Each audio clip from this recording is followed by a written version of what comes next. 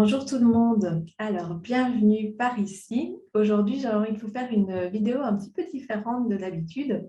J'avais envie de vous parler de la pleine lune d'aujourd'hui, donc la pleine lune du 18 mars 2022.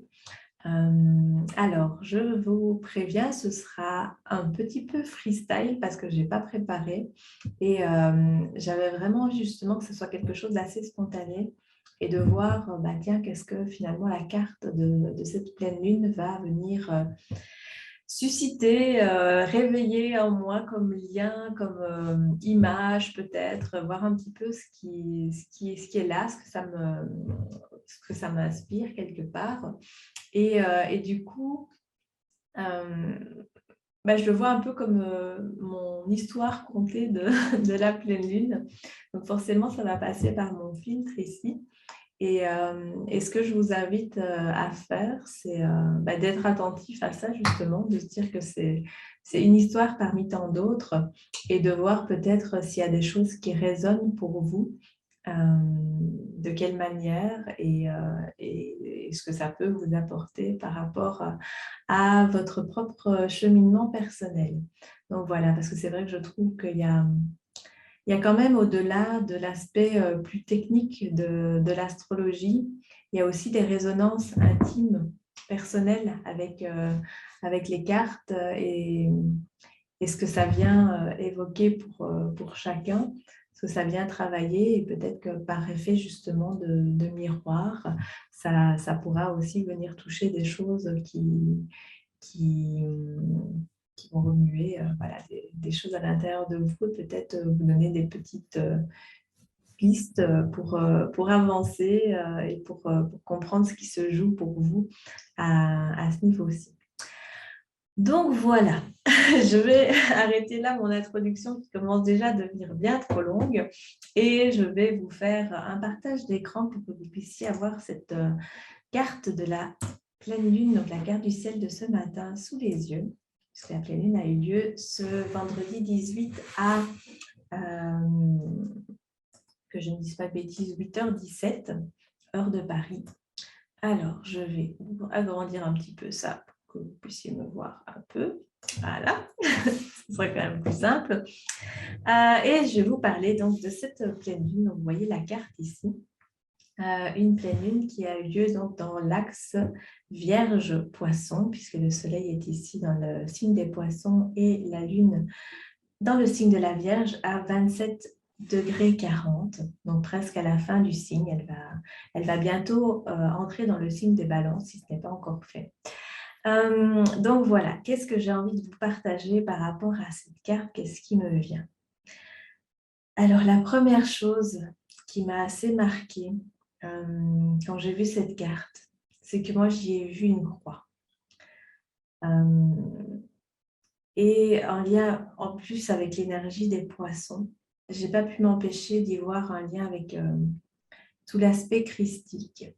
Et on approche tout doucement de Pâques, enfin c'est pas encore tout de suite, mais voilà, on va arriver vers cette saison-là aussi. Il y a un aspect avec le bélier où on arrive finalement dans le printemps, un aspect de renaissance. Mais avant d'arriver là, il y a cette espèce de grand sacrifice du poisson qui est finalement ancré dans nos mémoires. Il y a un peu ce côté le poisson, c'est la fin d'un cycle, c'est la fin d'une année solaire. Et donc, on arrive vraiment à quelque chose de l'ordre du sacrifice dans le sens où voilà, on va se défaire. Il y a un peu quelque chose de l'ordre de la dissolution du poisson où on sacrifie, oui, certaines parties de soi, certains possibles pour repartir dans une nouvelle création, dans un nouveau cycle. Donc avec le poisson, c'est vrai qu'il y a un peu ce côté de la connexion au tout, à ce tout possible, où tout est là. Et en même temps, si on veut agir, si on veut prendre place et mener une action inspirée dans le monde, il faut faire des choix. Et il faut se recondenser dans une structure particulière. Et c'est ce que le bélier invite à faire, c'est de pouf, repartir neuf quelque part à ce niveau-ci. Et je l'ai déjà dit plusieurs fois dans des posts que j'ai pu partager sur Instagram. Pour le moment, il y a vraiment quelque chose que je ressens très fort de l'ordre d'une fin de cycle, mais qui est vraiment marqué de plus en plus. Au fur et à mesure que Pluton ici avance dans le signe du Capricorne, on a vraiment cette notion de purification, mais de restructuration intérieure, quoi. Il y a quelque chose de l'ordre en lien avec les structures, d'aller vraiment, avec Pluton, j'y vois un peu le côté d'aller chercher la pierre philosophale, quoi. Il y a un truc où ça se travaille en profondeur, ça vient remuer les choses, ça vient malaxer. Enfin, voilà, il y a quelque chose, c'est pas forcément agréable, mais ça vient vraiment nous retravailler sur ces questions de sur quoi je me suis construite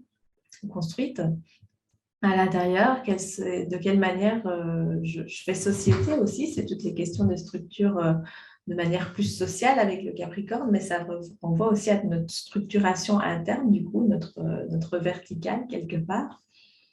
Et avec le Uranus en taureau en face, ça vient vraiment questionner les valeurs, en fait, sur quelles valeurs je me suis construit. Sur quoi ça repose finalement toutes ces structures-là. Et là, on est dans une autre opportunité quelque part avec le poisson, d'aller un cran plus loin quelque part dans cette modification intérieure, cette modification structurelle, en profitant quelque part de cette période poisson pour purifier, pour nettoyer, pour faire un peu cette grande dissolution où on peut finalement se baigner dans cet océan poisson, avec la possibilité, si on le souhaite, si on le peut, d'aller se connecter à cet amour, en fait, qui est lié à cette énergie christique, à vraiment cette énergie profonde de l'amour inconditionnel qui est là derrière et auquel on peut se relier pour aller puiser des forces, pour continuer le chemin et pour toucher à cette foi finalement que face à tout ce qu'on peut observer autour de nous de difficile, qui est en lien justement à cet ancien monde capricornien, à cet ancien monde poisson aussi, parce que c'est les structures qui sont liées finalement. On passe à l'ère du Verseau, donc il y a encore pas mal de choses qui nous restent à nettoyer aussi de l'ère des poissons et de l'ère du Bélier aussi avant. Donc voilà, il y a quand même beaucoup de choses qui sont encore en travail par rapport à cette notion de nettoyage. De se libérer finalement, de garder, parce que c'est un peu ça aussi dans cette question-là, c'est qu'est-ce que je garde et qu'est-ce que je lâche. Et la pleine lune, elle nous amène aussi ce questionnement-là, parce qu'elle met en évidence, quelque part, elle met de la lumière, c'est un moment d'éclairage aussi, alors que la nouvelle lune, c'est quelque chose de plus flou. Donc, à la nouvelle lune, on est venu recontacter finalement à toutes ces mémoires en lien avec le poisson, à tout cet aspect lié peut-être à des notions de sacrifice, à des notions de douleur, de culpabilité peut-être aussi. Il y a des choses, ouais, je pense que ça véhicule beaucoup d'émotionnel et en lien avec peut-être de la tristesse qui est là derrière. Et du coup, là, il y a un sens qui est mis dessus. Il y a un éclairage qui est mis dessus. On n'est plus que dans de l'émotionnel. Il y a la Vierge en face avec la Lune qui vient tirer les choses, qui vient tirer un peu l'énergie et qui te dit, bon, maintenant, ok, tu as ressenti plein de choses là, mais qu'est-ce que tu vas en faire? Qu'est-ce que tu fais de ces choses-là que tu as ressenties? Comment est-ce que ça va pouvoir se mettre au service de ton action dans le quotidien quelque part. Et donc, voilà, on est vraiment dans ce moment un peu charnière de l'année où on va arriver dans cette nouvelle énergie, cette nouvelle année Bélier. Et donc là, il nous est demandé de faire vraiment ce bilan intérieur, de se dire, ben voilà, par rapport à tout ce qui s'est passé sur le cycle précédent, qu'est-ce que je garde et de quoi je me libère, qu'est-ce que je lâche en fait. Parce qu'avec le poisson, il y a aussi cette notion de lâcher prise. C'est fou.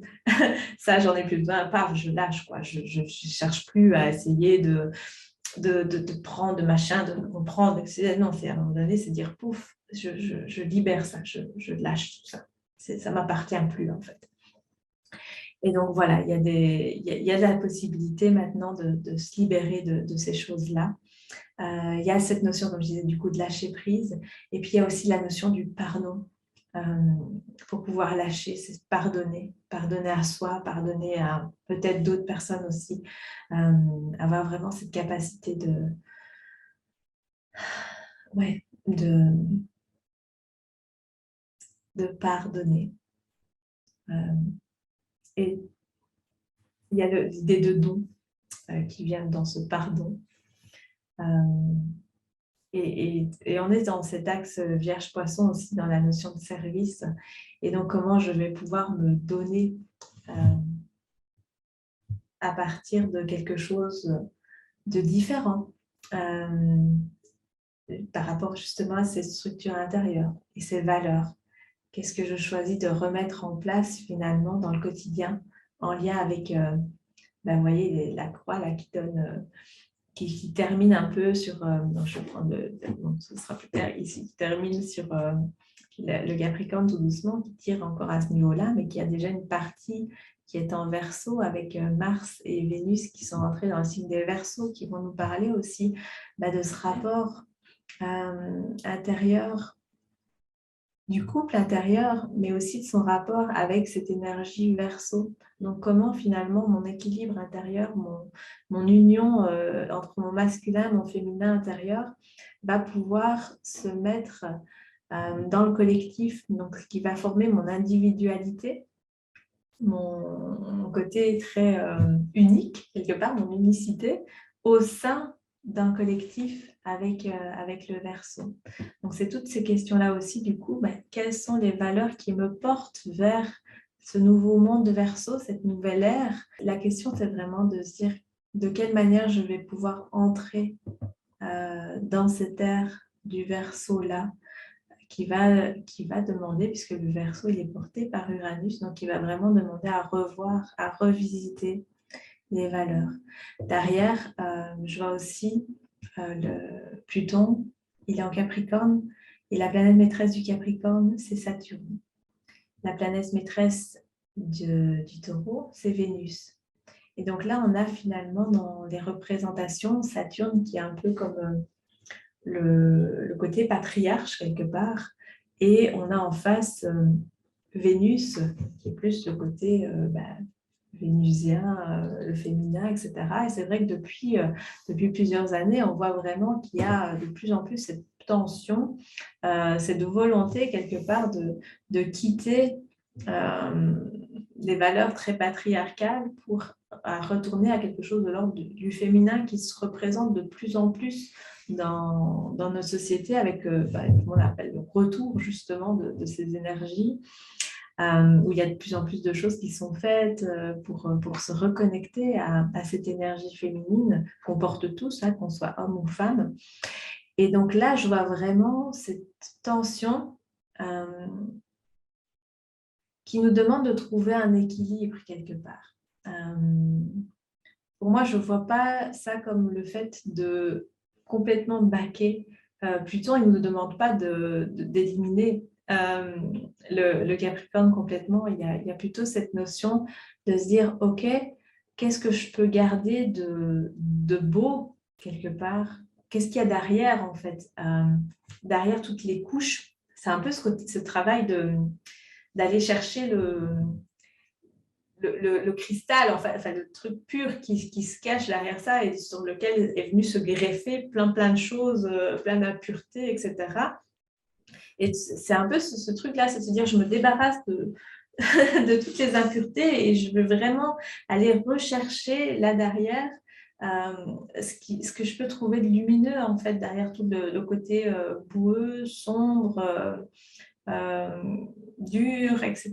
Donc c'est vraiment aller toucher le cœur et l'essence en fait de ce signe parce que voilà, je pense que de manière générale, on est des êtres sociaux et, euh, et cette structuration des rapports humains, cette structuration intérieure aussi, on en a besoin quelque part pour pouvoir avancer. Si on n'avait pas d'axe, on serait complètement flou, on serait complètement dans un côté...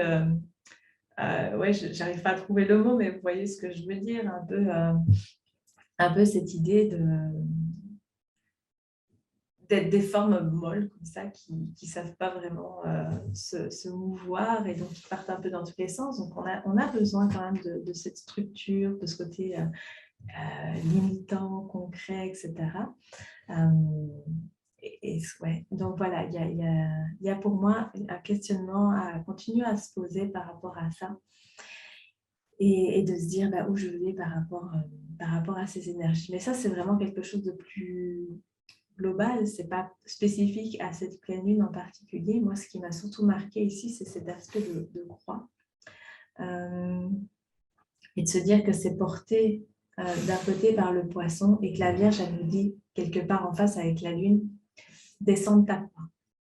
Moi, c'est vraiment ça que j'ai entendu, c'est descendre ta croix, mais aussi qui est-ce que tu es au pied de la croix face à finalement cet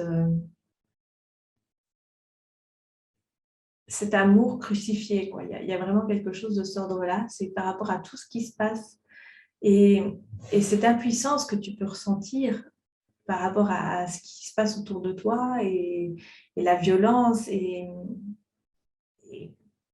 oui, ce côté peut-être aussi d'injustice qui va renvoyer des sentiments de victime aussi, parce qu'avec le poisson, on peut avoir ce côté victime.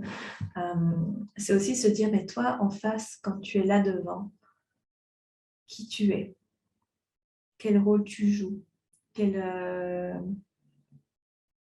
que tu choisis finalement de porter comme énergie. Est-ce que tu vas être dans la guerre ou est-ce que tu vas avoir envie d'aller plus vers quelque chose de l'ordre de la paix? Je pense qu'il y a vraiment ce questionnement-là qui est présent ici. C'est sur quelle valeur tu vas appuyer la suite quelque part. Qu'est-ce que tu vas faire de tout ce que tu as pu découvrir en fait dans l'énergie poisson? Comment tu vas pouvoir te libérer de tout ce qui te retient peut-être encore dans des mécaniques douloureuses. Aruna Lipschitz, vous m'entendrez souvent parler d'elle parce que je suis ses enseignements. Elle parle de quitter le dolorisme de l'ère des poissons. Et je pense qu'ici, il y a quelque chose qui se joue à ce niveau-là, par rapport à ce côté de culpabilité, de n'avoir rien fait, de ne pouvoir rien faire, d'avoir ce sentiment d'être complètement impuissant. D'assister quelque part à un déferlement de colère, de destruction, de haine, de mort, et de pas savoir quoi faire. Et du coup, c'est comment est-ce que je reste avec ça et comment est-ce que je choisis aujourd'hui d'aller vers quelque chose de différent, de ne pas reproduire ça, de ne pas rester dans un mécanisme traumatique, de reprendre un petit peu la main quelque part avec la Vierge, de se dire, ok, dans mon quotidien, qu'est-ce que je peux faire pour amener quelque chose de différent? dans des petites actions. Par quoi c'est porté quelque part? Par quoi est-ce que mon action est inspirée? Est-ce que mon action, qu'est-ce qu'elle sert en fait? Qu'est-ce que je sers dans mon quotidien? Est-ce que je fais des actions qui vont dans le sens de la paix? Ou est-ce que je fais des actions qui vont dans le sens de la guerre?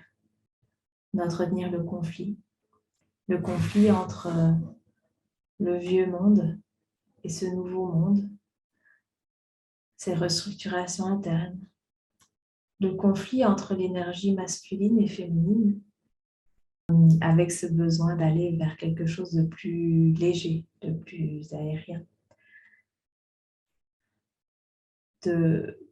d'ancrer, mais avec une prise de hauteur. Je pense qu'il y a vraiment cette idée avec le Verseau d'arriver à de la conscience, beaucoup plus, de pouvoir avoir un plus vaste champ de vue. Ça parle des réseaux aussi. Les réseaux, finalement, ils nous permettent ça. Ils nous permettent d'avoir des infos qui viennent d'un peu partout et donc de pouvoir se connecter à différents endroits et d'avoir une toile. Pour moi, Internet, c'est un peu cette grande toile. Et je pense que c'est aussi ça qui nous amène à voir le Verseau quelque part. C'est cette grande toile que crée l'humanité, que crée la création tout entière. En fait, il y a vraiment ces liens qui nous relient tous. Et comment est-ce que moi, dans cette toile-là, via ce que je vais envoyer, mes impulsions, ma vibration, qu'est-ce que j'envoie comme électricité quelque part, si on prend un peu l'idée d'un réseau électrique, c'est qu'est-ce que j'envoie comme un flux, comme information, comme lumière qui va nourrir le système global. Donc ouais, il y a pour moi de ça, et que la Vierge ici nous invite à vraiment à un moment donné poser les choses et se dire ok, maintenant qu'est-ce que je vais faire pour la suite. Il y a quelque chose qui invite à faire cette espèce d'entonnoir. Du coup, il y a un peu ce côté-là de dire ok, j'ai toutes ces informations là, je peux les voir. Il y a un peu ce côté aussi pouf, moi je vois ici la lune comme une longue vue, quoi. Enfin, il y a vraiment un truc de voir, je regarde ce qui se passe de l'autre côté et ok, je vois tout ça. Et du coup, comment est-ce que je ramène, comment est-ce que je me rassemble et qu'est-ce que je vais garder de tout ce qui est là, en sachant que le poisson invite aussi à lâcher ce dont on ne veut plus. Donc voilà, qu'est-ce que je choisis pour après m'embarquer bientôt, parce que le solstice, il arrive là tout bientôt, dans n'importe quoi, dans la nouvelle année, dans le signe du Bélier, et donc dans cette nouvelle création quelque part de nous-mêmes et de l'extérieur. Voilà, je crois que j'ai déjà beaucoup parlé. Je vais m'arrêter là pour cette vidéo. N'hésitez pas à me partager en commentaire s'il y a des choses qui ont fait écho pour vous, si vous avez des questions. Voilà, je serais très heureuse de pouvoir échanger avec vous par rapport à ce que j'ai pu amener ici. Donc, n'hésitez surtout pas. Je vous mets aussi mes coordonnées de contact, puisque je en profite quand même de ces vidéos pour vous dire que je vous accompagne aussi bien sur l'aspect psychologique, astrologique, puisque j'ai cette double casquette psychologue et astrologue.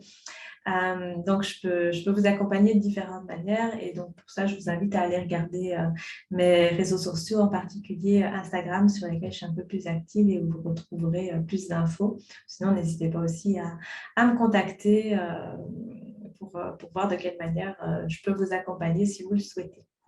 Voilà, je vous souhaite une très belle période de pleine lune dans ces énergies qui, pour moi, sont porteuses.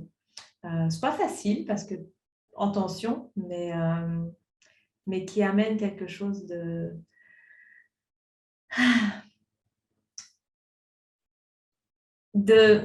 j'allais dire, d'espérance et d'optimisme quand même.